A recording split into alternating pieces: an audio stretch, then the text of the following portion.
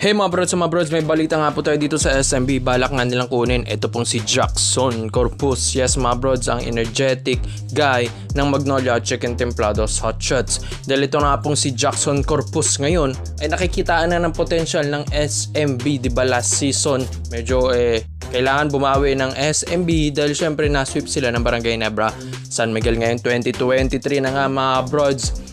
Gusto na lang kumuha ng isang energetic guy sa kanilang sister team, which is pag sister team kasi mga brods, madali ito para kunin nila.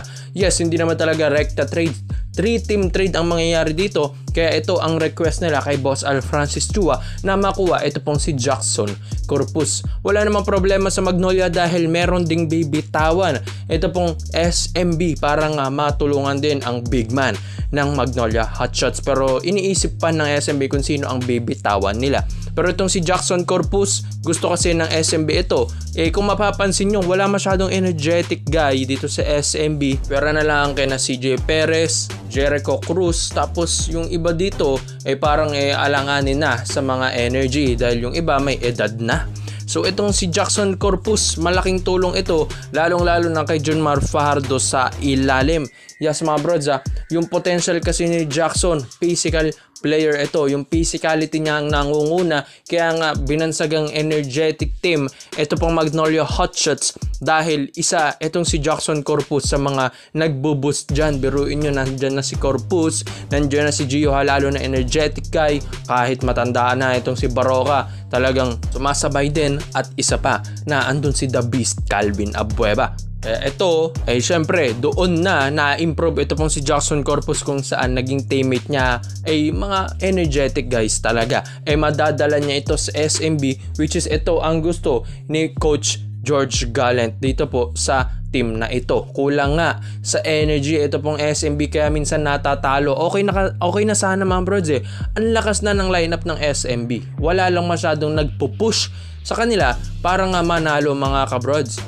Tanging si CJ Perez lang ang talagang gumagawa dito sa SMB, which is yung mga iba dito ay alalay na lang. Kailangan talaga na hawaan yung mga ibang players na ito pagdating sa energy. Dahil kapag wala kang energy mga bro, sa depensa, sa opensa, talagang hindi ka mananalo. Itong si Jackson Corpus, isa ito sa mga magpapaboost sa SMB kung sakaling matuloy ang 3-team trade na ito. Syempre pinag-iisipan pa ito ng SMB kung itutuloy nila dahil makunat din ang Magnolia sa trades pagdating sa pa dito mga brods. Gustong bumawi ng SMB next season, kaya nga ito ay todo sila sa pagkayod sa mga trade negotiation kung sino ang mga karapat-dapat na players na mapunta sa kanila mga kabrods. Magba-bounce back ang SMB tapos ngayon mag-World Cup na tayo.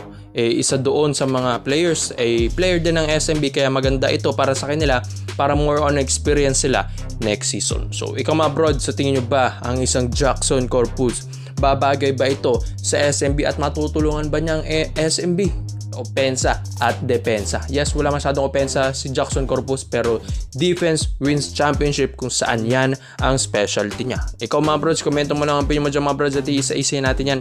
Po tayo sa kabilang balita naman natin mga brods. Ito nga pong si Calvin Abueva ay balak ang i-trade or doing trade asset ng Magnolia Chicken Templados Hot Shots. Pero may mga balita nga tayo na ito pong si Boss Al Francis Chua na gustong ilipat ito pong si Calvin the Beast Abueva dito po sa SMB kung saan ito pong SMB ay nakukulangan nga ng mga energetic guys mga kabrods. Pero yun nga syempre mabigatang trade ito dahil ito nga pong si CJ Perez ang bibitawan naman ng SMB para nga mailipat sa Magnolia Chicken Templados Hot Shots mga brods, parang magiging win-win situation ito. Pero yun nga syempre malakihang plano pa ito at malakihang trade at syempre 3-team trade ang mangyayari dito sa SMC teams dahil syempre bawal naman rektahan ng trade kapag sister teams mga brods. Pero ito pong si Calvin Abueva ang isa nga sa mga hinahanap talaga ng SMB kahit man mawala ito pong si CJ Perez. May mga shooters din naman ito pong SMB at may mga magagaling din na guards ito kung saan ito nga pong si Calvin Abueva ang isa nga sa mga kulang nila dahil yun nga ito pong SMB minsan malamya sa depensa, minsan nga walang ganado sa opensa mga brods, kung saan ito pong SMB ay kailangan talaga ng mga ganitong player na katulad ni The Beast Dahil kung mapapansin nyo sa Magnolia Hotshots, every game nila talagang all out. Makikita mo talaga yung hustle plays, mapa Gio Alalon, mapa Abueva, mapa Sanggalang, mapa Room de la Rosa. Maraming energetic guys dyan mga kabrods. Jackson Corpus. Kaya nga ito pong SMB ay magaling na at maganda na ang kanilang lineup. Kailangan lang talaga yung magpupush sa kanila ng energy. Katulad ni Calvin Abueva at alam naman natin si Jonmar Fajardo kailangan din ng tulong nito. Sabi nga nila baka nga palitan na rin ito pong si Coach George Gallen dahil without Jonmar Fajardo hirap silang manalo.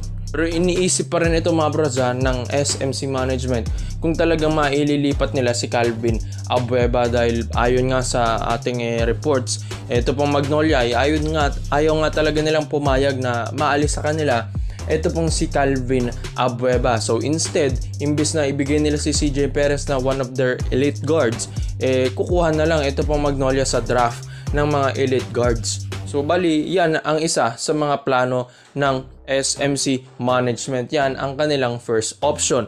At ang second option is itong si Calvin ay maililipat sa SMB at si CJ Perez sa kanila sa Manok mapupunta. So ikaw mga abroad sa lahat po ng mga SMB fans, sa tingin nyo ba dapat ba nilang bitawan si CJ Perez alang-alang lang makuha ang the beast ng PBA na si Calvin Abueva? So komento mo lang ang opinion mo dyan mga abroad at iisa-isa natin yan. Salamat po sa panonood mga abroad.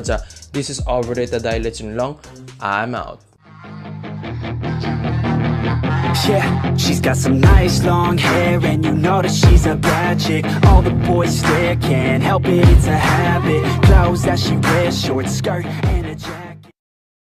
If you get what I am saying, and they say that she's not easy, no, she's really complicated, but that only makes it better, and it's got me so fixated. And I'm not the type to wait around, I've never hesitated, but she's got me captivated, so the game I'm gonna play it, yeah. She got a body like a coke thing, she likes to keep the party going. These rumors got me feeling lonely, I want that body, baby, show me. She's got a body like a coke thing, she likes to keep the party going. These rumors got me feeling lonely, I want that body, baby, show me.